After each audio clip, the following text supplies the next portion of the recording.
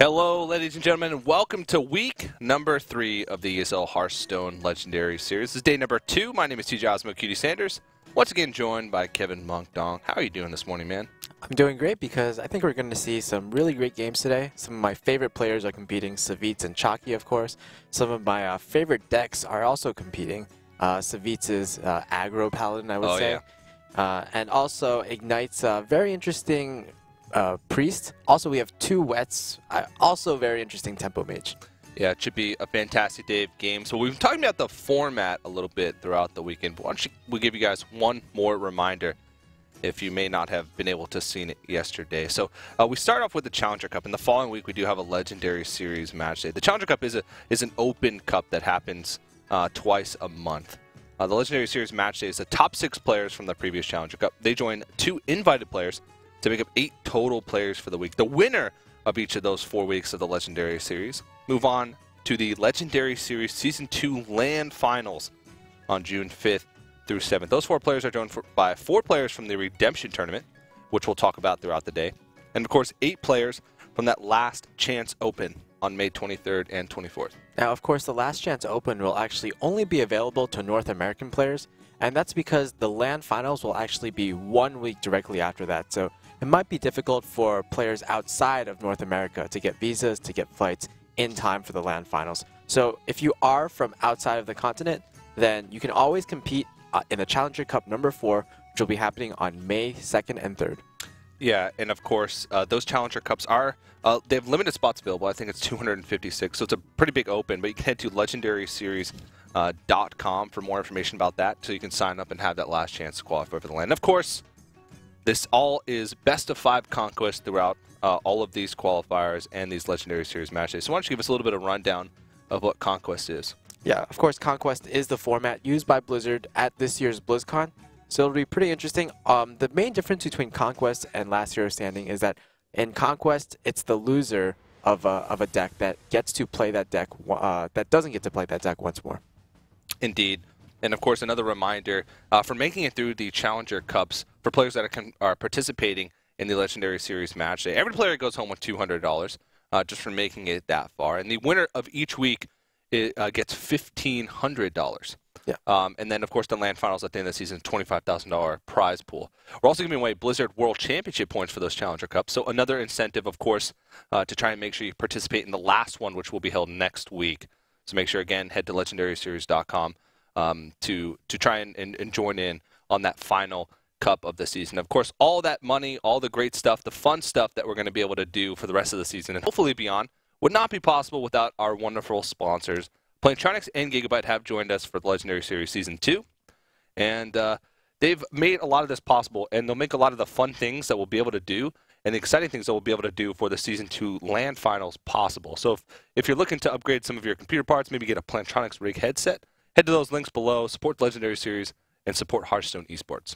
Yeah, we'll be jumping into our broadcast very soon, but before we do that, if you have any comments or if you have any feedback about our show, you can always tweet at us, join in the conversation at ESL Hearthstone, or you can use the hashtag HLS. For the Hearthstone Legendary Series. Indeed. And of course, we also giving away packs. Yay, packs. Yay. Yay, packs. I can tell that you're so enthusiastic. I mean, everyone could always use more packs. Indeed. And you can head to esl.gg/legendaryweek3. Follow the instructions on screen. You'll be entered into a raffle, which, of course, at the end of the day, we will be drawing for your chance to win some packs. So make sure you do that. So we are pretty close to jumping into that first match. But why don't we take a look at the group bracket one more time here to see what happened yesterday. And why don't you go over Group A for us there, Monk? Yeah, Group A, Savits made it out of his group with a score of 2-0, which means he'll be in the semifinals, directly seeded into the semifinals. He did so with some pretty aggro decks, especially his quote-unquote Ebola Paladin, which is probably the highlight of his lineup. Unfortunately, Osaka, he exited out of his group 0-2 because he kind of probably brought a more predictable lineup that was fairly easily countered. Kaibi and Leadpaint, they will go into the round of 6, and they'll be part of some of our first matches today. Now, what happened in Group B, TJ? Yeah, of course, you can see in Group B, Ignite was that player. He was one of the qualified players that made it through 2-0, so he'll get directly seeded into those semifinals. Unfortunately, we did say goodbye to Chang yesterday, who was the player eliminated from Group B. And we'll see Chakki and 2wet earlier in the day today compete in their elimination matches. And of course, there's the full bracket on your screen. We'll see Leadpaint and Chakki to start off the day, followed by 2wet and Kabi. And those players will be, the winner of those matches will go on to face Savits and Ignite respectively. So that's the full bracket. Of course, the winner does get $1,500 plus the seed into the Legendary Series LAN Finals. They'll get a chance at $25,000 and a flight to our studios here in Burbank, California, so they can get a nice trip to California at the beginning of the summer, which is also pretty enticing. Yeah, not only that, they'll get some BlizzCon points. I believe the first place finisher of each Challenger Cup will get 10 BlizzCon points. Indeed. And so we probably should start talking about the first matchup here, because we're going to be getting into that in just a few moments. Of course, it is going to be Chakki versus Leadpaint. Now, Leadpaint is a player, he's the only player so far in the Legendary Series Season 2 who's qualified from the Challenger Cup twice. He joined us in Week 2, and now he joined us again in Week 3, and both times he came from the qualifier. Of course, he's on the team Grand National Champions, which is a team that's managed by Casey Tron of Twitch fame. And he's actually put up some impressive performances, and it's always cool to see those qualifying players make it back twice. And his opponent is going to be Chakki. Why don't you tell us a little bit more about Chakki, Monk? Well, what is there to say about Chakki that hasn't already been said? Chakki yesterday, after he lost his first match, he was kind of a little bit salty, but I think he's kind of recovered now. He's obviously very well known these days for being the second most winning player ever. And when I say that, I mean he wins the most second places out of anyone in the scene. That's a good way to put it. And he's looking to sort of break that trend here. If he does win today, he'll qualify for the LAN Finals, and that would be the second time in a row. He actually took second place at Season 1 Legendary Series LAN Finals. He was very close, lost to Silencer in that Finals, of course. So he's going to want to qualify again, and he's not going to be satisfied with second place either way. And of course, you see the matchups there on your screen. First matchup is going to be Chakki's Warlock versus the Hunter from Leadpaint. Now, I believe this was a handlock from Chakki? I think this was actually a zoo. Was it a zoo? Okay. Yeah. And a mid-range hunter from Leadpaint. Yeah, it was definitely a zoo. Yeah, it was a zoo. Yeah. But we know that this was a mid-range hunter from Leadpaint. The only hunter player yesterday. Yeah. I think typically the zoo is somewhat favored. Actually, no, Kabi played it. Oh, Kabi, okay. So typically the zoo is somewhat favored, but the problem is that zoo these days, they've been cutting a lot of their lower curve, and they've been, and mid-range hunters have been putting more into their lower curve. So oftentimes it's the zoo that can't curve out early, and they get a disadvantage from that. Also, mid-range hunter these days, they've been putting explosive trap into their decks, which really helps the matchup. So at this point, because I think both players are going to curve out fairly well, it could be anyone's game. Yeah. Leadpaint has a good answer to this Flame Imp early on with the Mad Scientist. Now, I believe from yesterday, Leadpaint is running two freezing traps, one explosive trap, as his 3 traps, if I remember correctly. Yeah, I think these days that is actually the most standard set of traps to run, and that's because Era from Root Gaming, he got ranked #1 legend on NA, and he's held it for about a week with his mid-range hunter deck. All right, that is explosive trap. Yep. Thank you, Spectator. Spectator's on the game, on the ball already today. Good job, Spectator mode. Great job. All right, well, Knife Juggler here synergizes pretty well with the Haunted Creeper. He'll basically have a 50-50 to kill off the opponent's Knife Juggler. Or does he? From his perspective, he could be thinking that this is most likely a freezing trap. That's true. If it is a freezing trap, I guess you just still jam the Knife Juggler in here. I guess this is one of the situations where mid-range hunter really shows its true colors, and it shows how it can be really good against zoo. Because typically, when you have like in previous zoo incarnations, that Mal'Ganis would probably be something like, I don't know, a Nubian egg, and this matchup would be so much better, right? But because zoos have been going higher curving, this matchup has become slightly more favored towards mid-range hunter. Yeah. So I think the play is to check here. He's going to know that it's explosive trap. We'll see if he can pick off this Knife Juggler, and he does with the first juggle. Now this is actually a pretty big choice to make. Of course, Eagle Horn Bow seems like obvious choice, but Defender of Argus could punish this explosive trap slightly. So he's actually going to kill the Knife Juggler. This is a smart play. Yeah, really playing around that. If Defender of Argus did come on the field, the Knife Juggler would survive, and it would be actually really awkward for the Eagle Horn Bow to clear the Knife Juggler. Yeah. That being said, there would still be the possibility of Unleash the Hound, but I don't think you probably want to Unleash the Hound on a board with just a Defender of Argus and a Knife Juggler. Yeah, one of the biggest differences between Mid-Range Hunter and Face Hunter is Mid-Range Hunter plays a very control-y style earlier on in the match. Just because they know that they're going to have a lot more value out of those mid-range creatures, especially with cards like Houndmaster, if they can get Animal Companion plus Houndmaster out, or even just like a Savannah High main in combination with the Houndmaster. It's actually a pretty strong combination. Yeah. Now, you would think, why would Chakki do this play when he's just sending his spiders to go into the explosive trap? And I think it's because just he wants to be able to take advantage of the board right now. Wow. He doesn't really have anything to play that'll survive the explosive trap here. I mean, of course, his Defender of Argus will survive, but he's going to give an extra charge of the bow, which he doesn't want to give unless he absolutely has to. Yeah. I also feel like in this situation, the Hunter hero power is actually better than the Warlock hero power. Basically, both players, this is kind of like a game of chicken at this moment. If Leadpaint plays a minion, then it'll get traded away by these spiders. But if Chakki plays a minion, that's playing more into explosive trap. Yeah. So it's actually Leadpaint that will be the first one to bite. Yeah. Oh, the Sea Giant. It's actually a pretty big card. Now, a lot of times mid-range hunters will have one Hunter's Mark in the deck, which is pretty standard, at least from the mid-range hunter list that I've seen over the past couple days and the past week. A lot of players are saying that the rise of mid-range hunter is upon us.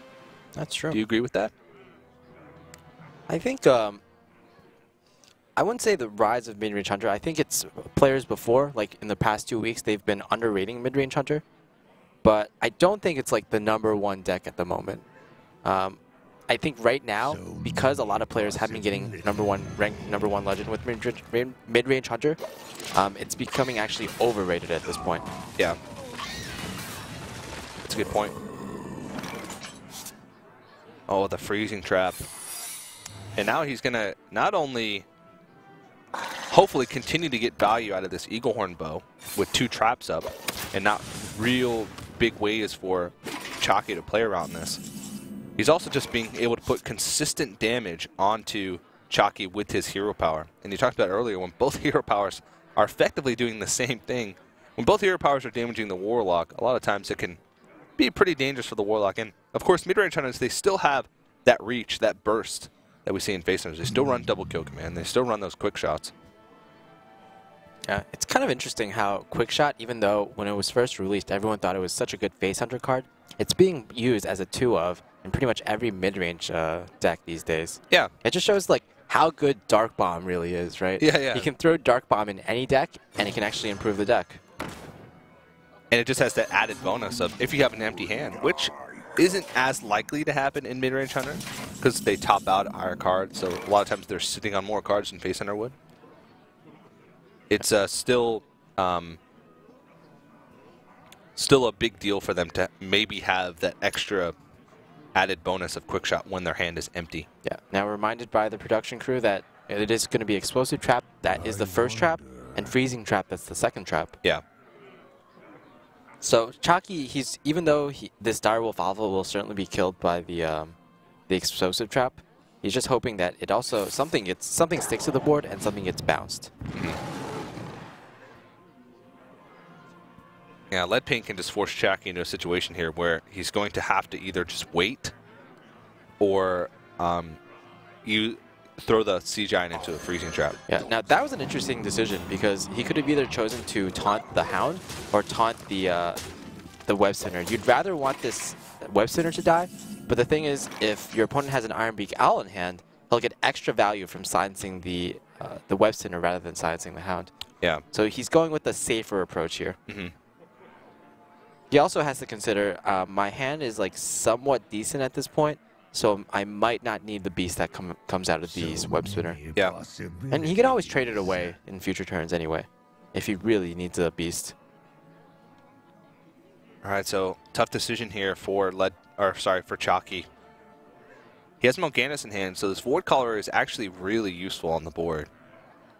But that Sea Giant is such a big creature, so he's going to go ahead and check, proc the Freezing Trap here on the Void Caller. But that's so awkward for him. He's giving a charge of Eaglehorn Bow. He's having to use his Owl here, and he procs the trap as well. There's a lot of damage on board, but there's a lot of damage staring back in his face as well. Yep. So what Lothep does is it kind of blocks out a Freezing Trap, kind of, and it kind of blocks out the Hunter's Mark, kind of. But you know what? I think it's very likely for just Leadpaint just to bust out the Freezing Trap because it's just so good here. Yeah, he's actually pretty close. 5, 6, 7, 8, 9, 10. If he had 1 extra mana, then he'd be able to use Quick Shot for lethal. I think the play here is just jam the Web Spinner in, jam the Houndmaster in, depending on what beast comes out. Yeah. Honor Keeper's alright, but I don't think it's too relevant. Set up the Freezing Trap and then also set up the Web Spinner. Yeah. And you're just, it's not that much damage, but you're getting a little bit in every single turn, and you set up lethal for the next turn. Yeah. Chakki does have Morganis available, and I think that's really his only play here. He can try and tap for something, but I don't see any way that he could get something of consequence, because even like a Defender of Argus to be able to taunt, well, a Defender of Argus would be okay, because he could taunt up the Sea Giant as well and just not proc into the trap. But it's really dangerous to tap, because if he doesn't get anything, he's in a lot of trouble. Yeah, what can he even tap for at this point, like you said? Defender of Argus. Is there any way to just bust out the Morganis without actually playing it? I guess you could Void Caller, Power Overwhelming. Yeah, that's for 7. But I mean, that would basically be the same exact thing as just playing Morganis. You know what? He could tap for Doomguard. And if he gets Doomguard, he can Power Overwhelming his Sea Giant twice, and then Doomguard into his opponent's face, and that's lethal. Yeah, that's true. And I think that's actually his best option here. Like, no other play is a winning play. Every other play just sort of delays. Because if he knows that this Freezing Trap is here, so it's going to eat either the Sea Giant or a Morganis. And he actually doesn't know that it's a Freezing Trap, but I'm sure he can assume now that he's seen Mid-Range Hunter. Yeah. I mean, yeah, if he knows the list, it's basically 2 Freezing Traps and 1 Explosive Trap. Whoa! The Emperor Cobra. Yeah, it's Morganis' worst enemy. It's a really good one, I guess. I suppose. There's no way he's jamming his face into this Morganis, so I think he's just considering, do I want to use my Unleash the Hounds or do I want to use my Quick Shot here? I don't think you're going to get value out of the drawing of a Quick Shot anytime soon, because this game will probably be over, to be honest, in the next few turns. Yeah. And he's just putting everything on the board as possible. That didn't quite hit. Oh my god! Did you see that? Yeah. That was quite unfortunate. So I guess he's not even playing around Molten Giants at this point. A sequencing error.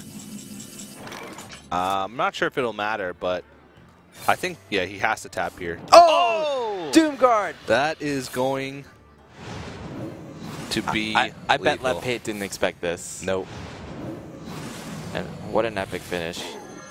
Doomguard into double power overwhelming. You know, actually, from Chakki, that was actually the best play, playing the Morganis, because it gave him 1 extra turn in order to draw the Doomguard. Yeah. If he had just straight up tapped for the Doomguard, he wouldn't have gotten it because it would be the very next card in his deck. That was actually really great play by Chakki. Yeah. I mean, Leadpaint played that pretty well, except for that maybe a little bit of sequencing error at the end, not getting that 2 damage. Yeah, but it ended up not mattering. yeah, because he would have put him at 3. He still wouldn't have been able to tap at least 1 more time for to get that Doomguard for the lethal. So very well played by Chakki. Some of those plays at the end there were pretty tough, but he maneuvered through that one very well. And he's going to take, of course, game 1. Yeah, I have to say the mid-range hunter was winning throughout the entire game until the very end. And I felt like it had to do with the mad scientist that procced on the first turn. And after that, just having to play around Explosive Trap was also very clunky. Also, Chakki in the beginning of the game, he didn't draw very well. He couldn't curve out very well because the zoo is more higher curving. Yeah. But he got kind of rewarded for that because he got like clunky Mal'Ganises and Power Overwhelmings in his hand, which eventually became useful. Yeah, that's very true. So, of course, Chakki still has Warrior and Mage left to win with. The Freeze Mage plus Center Control Warrior, which we've seen him in the past couple weeks bring a lot of Grim Patron Warrior. Or not a lot of, but some Grim Patron Warrior. So, of course, Leadpaint, Hunter, Druid, and Warlock still remaining. So he's going to throw out the Hunter again, and Chakki's going to throw out the Warrior. I think the mid-range Hunter is going to be good against either of these decks, Control Warrior or Freeze Mage. So even though he lost that match against Zoo, I think he's pretty happy with this matchup. And he's almost certainly going to get a win here. Yeah. He looks smug. Very smug. So these days, mid-range Hunter has just been doing so well. And especially with the high mains that can be in this deck, right? So hard to deal with for just about anybody. Yeah. A lot of times, more aggressive decks can punish Savannah High Main by just sort of not forcing out a dead turn, but a lot of times it can be a liability to just use your whole turn 6 just to put a big creature down if you're playing against really fast decks. It's one of the reasons why Face Hunter is actually a really big counter to mid-range Hunter, because it's just faster. It's just a faster variation. We do see the Kazan Mystic in this deck, meaning that he wants to target other Hunters and Freeze Mages, and maybe just some Tempo Mages or Mech Mages, but it's going to be not that useful in this matchup. And having Kazan Mystic in this matchup against Warrior is actually really huge in the sense that you really want to curve out, and if you ever have a weak turn, the Warrior can just get the advantage back. But we do see Chakki's hand, it's actually pretty good. But we do have the Savannah High Main in Leadpaint's hand, so if he gets to curve out into something like a decent turn 6, and Chakki hasn't set up in order to deal with that High Main, for example, putting a Shield Maiden or a Lotheb on the board the previous turn, then Chakki's going to be in a lot of trouble. Yeah, a lot of times Warriors spend their early turns not trying to desperately deal with threats, but trying to the first 5 turns just deal with threats and not really develop a board of their own. So when turn 6 comes around and a Savannah High Main comes down, usually, unless, like you said, they have a chance to develop something onto the board like a Shield Maiden, a lot of times it's too late. Yeah, exactly. Like the battle here, it's actually, this is kind of like the precursor to the actual battle, because usually the Hunter, it actually isn't very threatening until turn 6. So it's all about how much board control can the Hunter get leading up to turn 6. And it looks like it's actually not going to be that much, because Chakki has ways to definitely deal with this. He can clear off the Web Spinner here, armor up, still hold on to this Fire War Axe here in order to deal with whatever's going to come out the following turn. Timberwolf is probably one of the worst beasts that you can get in this matchup. If it were against like a Zoo, perhaps, this would actually be one of the best beasts, because this, in combination with Unleash the Hounds, was actually one of like the core aspects of how you defeat Zoo back in the way olden days, right? Yeah.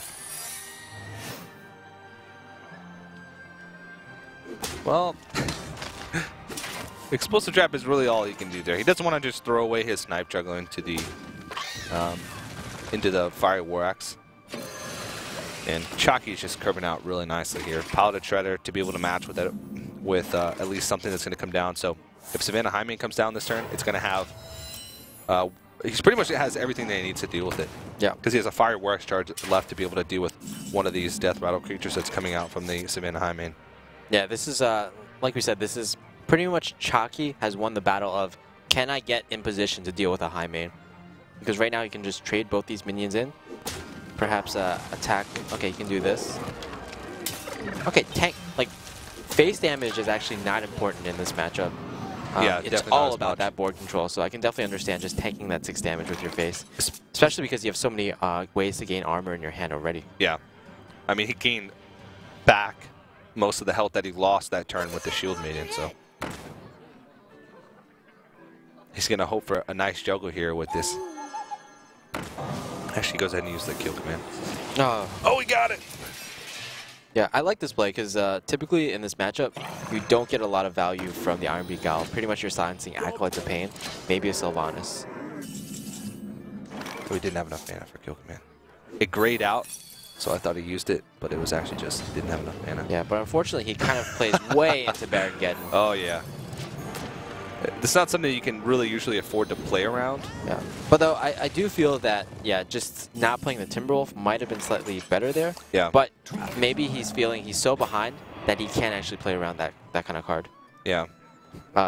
You can play the Freezing Trap in order to deny a Shield Maiden from getting an easy trade, but I don't think you want the Warrior to get another Shield Maiden in his hand, right? Especially since it's at 1 health right now. Well, that's not too good. No. Because that Shield Maiden's already got quite a bit of value out of it. It always sucks to have a 1 health creature trade not really up like that, but when it's getting towards the end of its life, it would have died anyway this turn to have it trade into one of your creatures. Yeah, and this is just sort of an unwinnable position for the Mid-Range Hunter. It doesn't have really good ways to come back against a Warrior field like this. I mean, it does have Unleash of Hounds against other decks, but against Warrior, you pretty much need to have the advantage all the way throughout the game in order to set up high main into high main into Dr. Boom into Ragnaros perhaps. Yeah. And that's gonna be it. Yeah. Well, I think it's no, that is it. Yeah. The Baron Geddon will trigger before the. Yeah, there are multiple ways for Chakki to win that game, Yeah. and he just did so in the flashiest way possible. All right, so Chakki takes a very, very quick 2-0 lead in the series. The only deck he has left to win with is that Mage, and if we look at Leadpaint's lineup, he has still Hunter, Druid, and Warlock left. Can he find 3 wins against Freeze Mage? I mean, it is difficult, but we have seen a lot of players gearing their lineups towards just essentially beating the Freeze Mage and ignoring all the other decks of their opponent. Yeah. For example, Amaz at WCA, he brought Mid-Range Hunter, he brought Control Warrior, and Mid-Range Druid, all very favorable matchups against Freeze Mage. So Leadpaint, he's got a pretty good lineup against Freeze Mage. I would say he has Mid-Range Hunter, he has Druid, and he has a Warlock. Is that Handlock or... I think it's Demon Handlock. Demon Handlock, yeah. Okay, yeah. I would say the Demon Handlock probably isn't so favored, but he still has a lot of good chances. All right, 3rd time's the charm with the Hunter. Chakki only needs to find a win with this Freeze Mage in order to move on to the semifinals. I believe he would face off against Savit. So that would be a pretty interesting matchup. Leadpaint's got to claw his way back from being down 2-0. He's got to win. He's got to beat this Freeze Mage 3 times in a row with all his decks. We talked about it. Mid-Range Hunter, decent matchup against Freeze Mage. Druid also considered one of the best matchups against Freeze Mage. His Warlock, not so much, but maybe he can ride the momentum if he can take those first 2 games. Throw Chakki off a little bit and be able to take a win. It's going to be a tough uphill battle for him. Yeah, almost certainly. Chakki, you mostly think of him as an aggro player, but I actually have been really respecting his Freeze Mage play lately. He's been using it at so many tournaments, and he's been like just blowing my mind with the prowess of his Freeze Mage play. Very few people know this, but he was actually back when right after Freeze Mage was nerfed, everyone was calling it out. This is like the terrible deck. Yeah. But him and Reels actually played it a lot back in the days of ESGN. And they actually won some games at ESGN with Freeze Mage when everyone thought this was like pretty much the worst deck possible. Yeah, remember that. A lot of people have sort of, not knee-jerk reactions, but they're reluctant to make decks work with cards that were nerfed. We saw Hunter sort of go away for a while when they had a lot of things nerfed. The Starving Buzzard, the Unleash the Hounds. Yeah, I think Hunter went through like 3 or 4 periods where a card was nerfed, and then everyone stopped playing Hunter, but then everyone realized, oh, this is still the best deck. Yeah, exactly, yeah. So it's good to see that kind of resilience from players who really know that a deck is good, so they just keep trying it out. And Chakki, he's been trying hard for a long time to sort of, well, not really trying hard, but he's been working hard to sort of break that aggro stereotype that he's sort of built around him. Of course, he's always been known as a great aggro player, but we talked about it yesterday. He's actually recently, at the beginning of this year, said he's going full-time Hearthstone. And so he's had time to sort of perfect his play, or not necessarily perfect, but better his play in other areas of the game besides aggro. And we can definitely see it in his Warrior play, in his Mage play as well. Yeah, definitely. We can definitely see it in his results as well, getting so many second-place finishes. Also, I think last year, he kind of, as a student, he kind of didn't have as many opportunities to travel abroad. For example, he missed WCA because he was a student, and he couldn't afford to miss class. So this year, he'll definitely be looking to take full advantage of all the opportunities Hearthstone can give him. Yeah. It's been paying off for him so far. Everybody always makes fun of him for second place. Oh, Chakki, forever second. Second place is pretty dang good. I have to say. So, yeah, Leadpaint's going to burn the Hunter's Mark here. Pretty much the two targets in this deck you want a Hunter's Mark are the Acolyte of Pain or the Doomsayer. So once Chakki sees that Leadpaint has burned a Hunter's Mark, he might be more willing to do Doomsayer plays later on in the game. Ice Barrier goes up for the Freeze Mage. Although it's not too relevant here. I guess maybe because you have Ice Block, you would rather get Ice Barrier. Yeah. Lotheb's a pretty key card. What to do? Then again, so is Alexstrasza. Maybe not so much against mid-range Hunter as it is against Face Hunter, because it's usually used as a defensive tool. Yeah. Well, the reason mid-range Hunter is so good against Freeze Mage is because they have so many threats that are so sticky, like this Savannah High Main. If you basically go Savannah High Main into Savannah High Main into Dr. Boom, for example, and even into Ragnaros, pretty much these are all minions that Freeze Mage is just deathly scared of, because even if you clear them, they just come back with a vengeance. Yeah. Also, mid-range Hunter is a deck that just basically by default they run Lotheb. So yet another threat to Freeze Mage. And they also just, on top of that, they also have a lot of burn with quick shots, with kill command. So just a perfect recipe of how to beat Freeze Mage. Yeah. A lot of times they can set up large boards with lots of damage. So Alexstrasza doesn't really come into effect as a sort of defensive tool unless you can clear the board first, which, like you said, is tough. Oh wow. Coin high main into turn 6, another high main. Yeah, and after that you have a Lotheb to back it up. I would say that's pretty much perfect. Yeah. Because yeah, your opponent can freeze this turn, freeze these high mains, and your opponent can freeze the next turn, the next high main. But after that, on turn 7, when the Hunter has 7 mana, he can just jam the Lotheb, and you're basically looking at 12 damage on the board from just the 2 high mains alone. This actually isn't too bad from Chakki, though, because he does have Frost Nova this turn into Flame Strike next turn before the Lotheb would have a chance to come down. So it's not too bad. Of course, we mentioned the Savannah High Main is really tough to remove, because even if you remove this 6 damage, you're still going to be left with the two Hyenas. And so, yeah, this is a smart play. Instead of just going with the Savannah High Main on turn 6, he goes ahead and protects this 15 damage that he's going to have on the board. Only thing he can do here is Ice Lance one of these. Yeah. Or just play his Blood Mage to try and cycle, but I don't know if he can really afford to take that much damage this turn. Yeah, pretty much a guaranteed 15 damage. So this Lotheb, it's kind of like... It's kind of like it did 15 damage. And that's pretty great for a card that is just a 5/5 for 5 mana, right? Yeah. Well, I guess maybe like 11 damage, since like the Flame Strike. Yeah, would have given him 2 Hounds as well, right? Yeah. Yeah. Wow, just having to Frostbolt here. So 10 is a lot better than 15. And Houndmaster is going to make Flame Strike. And protecting the Animal Companion here is actually the better choice, because he knows that he's actually protecting more damage. Next turn, even if Flame Strike comes out, he's going to have 4 damage from that Savannah High Main, from those 2 Hyenas, or Hounds, or whatever. And so he would only be protecting 2 damage, essentially, by buffing up that, whereas now he's protecting 6 damage. Yeah. The Blizzard does come up for Chakki, though, and I think that's going to be a huge draw. Yeah. Blood Mage Thanos into Blizzard, I think I like that a lot. Yeah. Drawing into his 8-week very timely, because next turn he can actually ping the High Main and then Flame Strike. Yeah, it seems pretty good. That is absurd.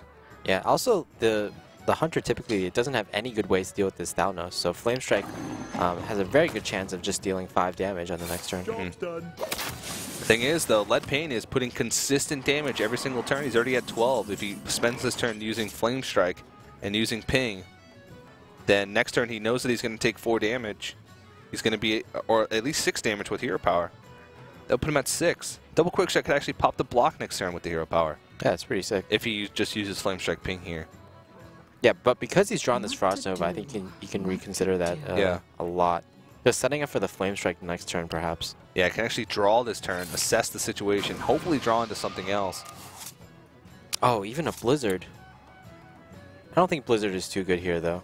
Because if you just Blizzard, then the 2 Hounds will come out. Yeah. So I like just going for the Frost over here, and then setting up for an even bigger Flame Strike on the very next turn. Yeah.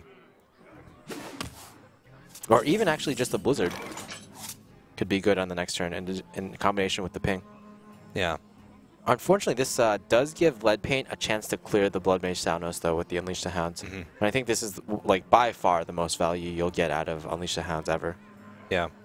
He can wait till next turn for maybe an Alexstrasza to come down as well, but by that time, you're probably way too behind. And also, you have 2 Unleash the Hounds, so why not use at least one of them? He's 1 damage off, I believe, from being able to pop the block gear. 9 damage from the 2 quick shots on the Eagle Horn Bow, plus 2 from the Hero Power, so that'd be 11. Could put him at 1, but again, like you said, making use of those Hounds while he can is... Oh wow, he went... Oh, it's kind of a little surprising. Yep. But I guess this gives him lethal with just a quick shot and a Hero Power. Yeah. And he actually does run the Kazan Mystic. Oh, that's true. Hasn't drawn it yet in this matchup, but it is a possibility. Yeah, If he draws the next turn, he wins. Yeah, anytime he gets the Kazan Mystic, that's pretty much game over right now. Yeah. What to do? Judging by this list, it might just be a perfect adaptation of Era's list. Yeah. In fact, card for card I've seen, it's pretty much exactly that. It doesn't run Piloted Treaders, and the 4 drops are 2 Houndmasters and 1 Kazan Mystic. Yeah. And it also doesn't run Ragnaros. So even though you don't run Ragnaros, I think it's still okay because the Kazan Mystic is oftentimes better than Ragnaros in this matchup. Kabi's mid-range hunter list yesterday that we saw, that we will be seeing later as well, has the Ragnaros in it. But this one we have not seen it yet, so it's likely that it's not run. I wonder. Looks like he's going to try and draw here first. Oh, Doomsayer could be very good.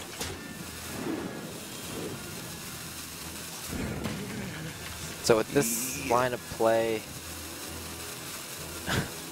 He's leaving the 2 damage on the board. He can just pop the block next turn with spells from his hand. He doesn't even have to pop this. Even getting frozen to the face doesn't matter because he has quick shot plus hero power. And then he has a quick shot the next turn as well. It's actually somewhat important here that you can't unleash the Hounds on an empty board, because if he could, then he could empty in his hand right now and draw 1 more card. Yeah. All right. Block is popped. Chakki does not have the second block or a Mad Scientist in his hand. The only way he might be able to survive is by playing Alexstrasza here. Yeah, pretty much it. But I think that's still okay because it gives him Ice Barrier. So he's effectively got 23 health. There's Whoa, wait a minute. 9, 10, 11, 12, 13, 14, 15, 16, 21, 24. Can he play it all? He can. I think that's it. Yeah, 24. That's what he needs. All right, he realizes it. Even through the Alexstrasza and the Ice Barrier, he manages to muster up. He could actually do 25 damage total in this turn because he can even play the Unleashed Hounds for 1 extra damage. Seems pretty sick. Yeah. Yeah, and that's going to be it. Wow. So Leadpaint starts to muster up his comeback here. Takes 1 game off the Freeze Mage. Of course, Mid-Range Hunter is considered pretty strong against Freeze Mage, and he's still got a long way to go. He has to find a win now with Druid as well as Warlock. Chakki still 1 game away.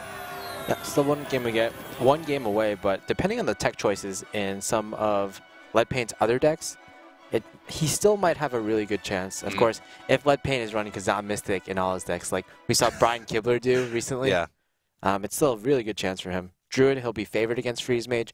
His Zoo, probably not, and I really wouldn't put Zoo on running Kazan Mystic, to be honest. Yeah, that's very true. Really just don't have room for that.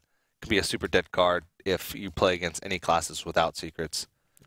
But, I mean, this has been a strategy that we've seen become more and more viable as players just sort of, not necessarily targeting Freeze Mage, but bringing decks that are overall really decent against Freeze Mage to make it tough for these players that you know are most likely going to bring Freeze Mage, like Chakki, and even like Ignite as well. Yeah, I feel like overall, Freeze Mage is one of those decks that can be easily countered if you bring the right lineup, though. Yeah. For example, yeah, it's basically Freeze Mage has so many good counters, and Rogue has a lot of good counters. Base Hunter is another deck that has a lot of good counters, and we've seen just throughout the history of Hearthstone in the past few months, in the Conquest format, players have been just trying to target their opponent's decks. Mm. So Leadpaint, of course, going to throw out the Druid there. This has a better matchup against Freeze Mage than Warlock, so he's going to try and ride the momentum just a little bit going into the final game if he can take a victory here. Of course, Druid, pretty strong against Freeze Mage. They do have a lot of ways with the Savage Roar, Force Nature Savage Roar to put on pressure, maybe force the mage into a defensive position earlier on because they always have to play around combo. And also, one of the 2 classes in the game that can get armor from their hero power. All fantastic. That armor. You mean with Bite and Claw, right? Indeed. And Bite. Oh, man. And Armor Smiths off of their piloted shredders? That's true. It's very true. See a piloted shredder right now and a Savage Roar. You know, the first time I met Chakki, I played him in a tournament back in like about 1.5 years ago. It was back when the only good decks were Freeze Mage and Zoo. So I actually ran Bite in my decks to counter those. Oh, wow. Like, Bite was actually really good against Freeze Mage. Yeah. And it's like somewhat okay against Zoo, right? Deal like, 4 damage, gain 4 health. Yeah. It was basically like the meta of the meta game of the tournament scene back then was you bring Zoo and you bring Freeze Mage. Then you bring a third deck to try to counter the other 2 decks. Back in the day. You're like an old grandpa when it comes to the Hearthstone scene, man. How does that make you feel? Yeah, back in the day, we had to walk to the tournaments 10 miles uphill, then walk home 10 miles back uphill. I can imagine. Now, this is a pretty decent start for both players here. Maybe not so much for Chakki. He does have some card draw. He throws out his Blood Mage here just to get some cycle. Has Acolyte of Pain as well. One bad thing, though, is that his hand is clogged with secrets. He'd much rather those be Mad Scientists because they put a bounty on the board as well. But yeah, it would actually be something that Leadpaint had to deal with on the next turns. Like if he had a Mad Scientist on that board, he could possibly run his Mad Scientist in and then ping the Pilot Shredder. But now he pretty much doesn't have any answers at all. Yeah. So he has to play the Ice Block just manually out of hand this early. Oh! Well, that's going to be huge, but he's obviously not going to play it right now. We saw a mistake that some Taiwanese players made in the ESL Legendary Series Final Season 1. Yeah. Was that they used their Kazan Mystics way too early against Chakki, and he actually won the game because of that. Yeah. You want to do it when you're like setting up for a lethal. And you know that the secret is Ice Block. I mean, we even saw when we casted the World Cyber Arena earlier in the week, we saw Impact bring a rogue deck where he had Kazan Mystic, Shadow Step Kazan Mystic. He used both. He stole an Ice Block and an Ice Barrier and still lost the game. That was pretty funny, actually. Really unfortunate for Impact because I really respect him as a deck builder. Yeah. But sometimes, like, his choices just don't work out. Yeah. This is a lot of pressure being put on here. But Leadpaint's paying attention. He knows that, hey, next turn feels like a Flame Strike turn. Still has the coin. So trading in here with the Druid of the Claw is actually the smart choice. Trying to get value at it while he can when he knows that his board is going to be under pressure. Yeah, really unfortunate for Chakki, though. He only has 1 AoE in his hand. It is a good one, though, I will say. Yeah. But after this AoE, he might be hard-pressed to clear the board any further. Yeah. Armor Smith, whoa! Those 2 minions are actually really threatening. Yeah, because you have to deal with that Micro Machine because that thing's going to Where shall I strike? really start to pump out the damage pretty soon. And he's already put Chakki at 11 health, and he has Kazan Mystic in his hand. Yeah, not only that, he has an Armor Smith, so even if Chakki somehow miraculously is able to go on the offensive, he's going to be fairly dead soon. Well, he can try and Doomsayer here with maybe a Frostbolt and an Ice Lance. So. Oh, Blizzard, but that's going to have to wait a turn.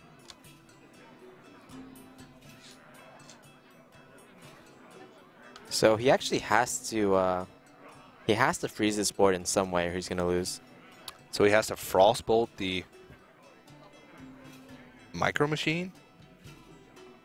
I wonder. Maybe play Doomsayer as a sort of as a health game, or just wow. Well, one more armor to the Druid player. You know, you laughed at me when I mentioned Armor Smith coming out of piloted shredders in the beginning of this cast.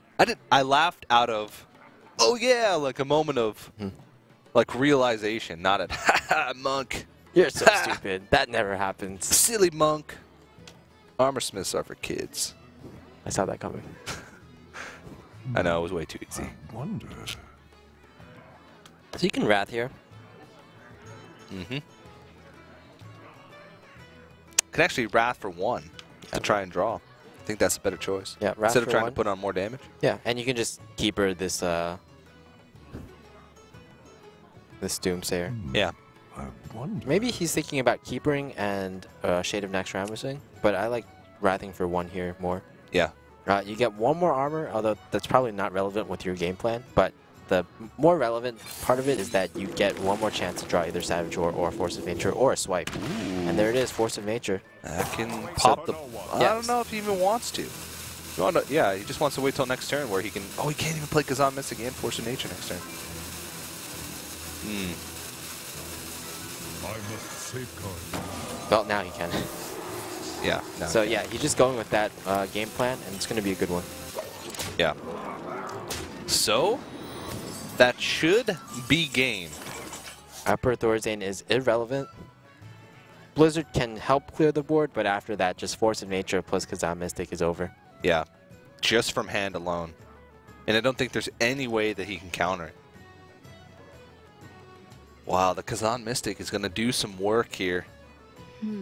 Yeah, even if he Acolytes of Pain and pings his own Acolyte, draws into an Ice Barrier, Yeah. then all Leadpaint has to do is pop that Ice Barrier and then steal the Ice Block. Yeah. Chakki's thinking long and hard. What to do? I don't think he's really... Do. Did we see the Kazan Mystic yesterday from Leadpaint used at all? I don't think it was used, but I think did it was draw on into it? broadcast, yeah. Okay. And I'm sure Chakki did his research yesterday after he was done playing. It's because there's no reason not to. I don't know if it's something you can really afford to play around, Yeah. really. Exactly. You just have to assume your opponent doesn't have it, or you're just Yeah. never going to win any games. Yeah. You're playing too scared in an already unfavorable matchup. It's just not the winning play. Yeah. Blizzard will come down. I mean, just the Armor Smith, even if he didn't have Kazan Mystic here, this match would look so grim for Chakki, if only because an Armor Smith came out of the Polished Shredder. 7 armor on a Druid is just so much. All right, well, with the Kazan Mystic and Force of Nature, that is going to be it. We'll see Chakki's reaction here. Not really a reaction at Yeah, all. not really any reaction at all. I think he expected that, to be honest. Yeah, And he kind of was like, okay, this game was kind of a throwaway as well. yeah. So we're actually going to go into the last game. It's going to be Freeze Mage versus Zoo. And this is very typical of lineups that actually do have Freeze Mage. Freeze Mage in tournaments recently, it hasn't actually been winning a lot. And a lot of that is because there's just a lot of counter decks are being introduced into the metagame. Yeah, just because Freeze Mage was so popular for so many tournaments in a row that I'm not surprised. And even on ladder as well, with the introduction of Emperor Thorazane, a lot of pros have been really outspoken with, oh man, Freeze Mage just got really strong just because of this card alone. Or stronger. And now we're going to move into Freeze Mage versus, I think this is like the Demon Zoo. Oh, wait, actually, it might be Handlock here. Yeah, I think it's Handlock. Okay. Yeah. Traditional handlock? I believe it's Demon Handlock, though I could be wrong. I had it written down on my notes yesterday, but they were Taken from you? taken from me, crumpled up, and incinerated. Are you going on a revenge spree a la Liam Neeson? Yeah, or Jason Statham. Did you Google him yesterday? I unfortunately did not get to Google Jason Statham. Oh my goodness. But I hear he's the What are you doing with your life, man? he's the Ryan Gosling of some time period or Nope. another. Not even close. That was the analogy you made yesterday. I know I fooled you. Okay. What a trickster. I know. Can't believe you believe that. So shall be Because there's no one like Ryan Gosling in the world. Okay, so it's gonna be Zoo. It's Yeah. gonna be Zoo. I thought it was like a heavier Demon Zoo, if I remember correctly. Yeah, that I sounds could, about right. I could have sworn we saw multiple Bane of Dooms Yeah, with yeah. lead paints with lead paint sec. Yeah, Leadpaint and Savitz both Yeah. brought more of a higher curving Demon Zoo. Yeah, where lead paint got a Void Terror with his Bane of Doom, Savitz got a Mal'Ganis. Ah, Bane of Doom. Such a wonderful card. This is actually a decent hand for lead paint. Those are all the things that you want when you're playing against Freeze Mage. Yeah. And the Ruby and Egg, Void Terror as well. Yeah, but I would have to say probably Leadpaint's hand is, or rather Chakki's hand, slightly better here. Frost Nova Doomsayer is all you need. Yeah, and even just the Mad Scientist to get a secret, Acolyte of Pain to draw more cards. Yeah, he just needs a decent turn 4 play, and I think it's very possible for him to get one by just pinging the Acolyte of Pain next turn, or just having this Acolyte of Pain survive on the very next turn. Yeah. Oh, Knife Juggler. It would have been good, but unfortunately not now. Yeah, especially with a Acolyte of Pain on the board. Becomes a slight liability if you give your opponent extra draws. I wonder. Get in there and fight, maggot! Card draws, not underwear draws. I'm glad that was clarified there. You're welcome. All right, Iceland's not really too important here. Is this Void Terror going to be important though?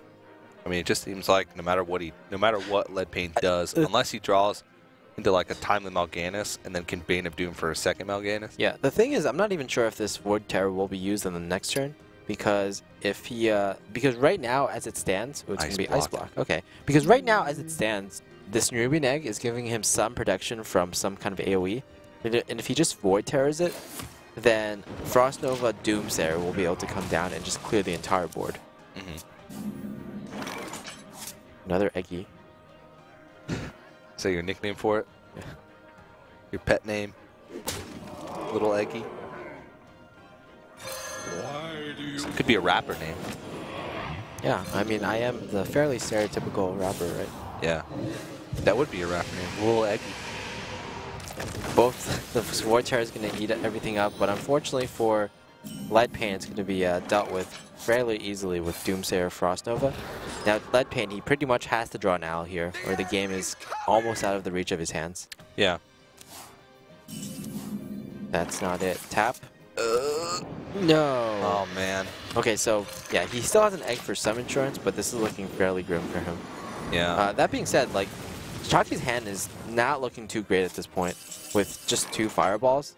He does have that 1 flame strike, so he'll be able to he'll be able to hold on over the next few turns. He does have a ridiculous amount of burn. Yes. He's got double fireball and an Archmage Antonitis in his hand. Well, the thing is, the Zoo hasn't really tapped that much on this turn, and I actually think you ping the egg or the spider here. Just to not give away the fact that you're holding onto a flame strike. Well, to play around Defender of Argus in case your opponent Defender of Argus is, so you can still flame strike on the next turn Yeah. if that happens. That looks to be the play. Oh, this is playing right into the clutches. Big sock Chuck. Does he really have big socks? Have you asked him about that? He's really tall, actually. It may not look like it. Yeah. I don't know. He's got like 6 out of 10 posture. But he's actually super tall. Yeah, there's a lot of people in Hearthstone that are, like, they're taller than you think or shorter than you think. Darquanix is... Yeah. Whoa. Well, you can kind of tell Darquanix is tall, though. Yeah. I was thinking, like, Tides is much shorter than I would think he Okay. is, and Noxious is much shorter than I think he is. Yeah. And, yeah, Chakki, like you said, is much taller than you would think he is. So dealing with this Dr. Boom fairly effectively here. So he's going to be able to just basically use his fireballs to clear the Doom Guards, to clear the big minions. Yeah. At least Doomguard is going to be able to put out some pressure. He did that Void Walker is just super insignificant at this stage. There's nothing that he wants to protect his creatures from, so no reason to try and protect that whatsoever. Oh, Arcane Intellect. I mean, he's got a lot of damage in his hand. He can actually Arcane Intellect and then kill off this Doomsayer here. I think maybe Ice Barrier is a little safer. Yeah, I suppose. And then on the very next turn, you can Archmage Anthonitis into Arcane Intellect. Oh, that's kind of a double-edged sword. But I guess you have to go for it. You have to try and put on pressure to try and force the mage into a defensive position and not really give him any like free openings. See this bomb hit. Is it going to be significant? 4 or bust? Oh, that's a 1. So I was thinking of just Archmaging in this turn.